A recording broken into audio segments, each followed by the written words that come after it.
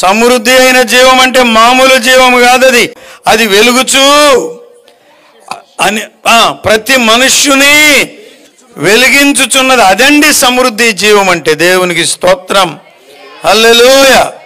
ఇక్కడికి రండి అయ్య గారు, ఏమనుకోకుండా ఒకసారి. ఇదిగో ఇక్కడ ఒక ఆయన ఉన్నాడు, ఈయన పేరే జక్కుల లెక్కలం జక్కరయ్య గారు. అంటే తెలుసా? ఎప్పుడన్నా అనేక సందర్భాల్లో చెప్పాను. అక్కడ ఈయన ఉన్నాడు, ఇక్కడికి మీ ఊరు అదృష్టం వచ్చాడు. దేవునికి స్తోత్రం. జక్కుల లెక్కలం జక్కరయ్య గారు అంటే ఈయన యేసు ప్రభువుని గురించి విని సువార్తను నమ్మి అలా ప్రభువుని ఆరాధించుకుంటూ మందిరంలో కూర్చున్నాడట. వాళ్ళ మేనమామ గారికి తెలిసింది.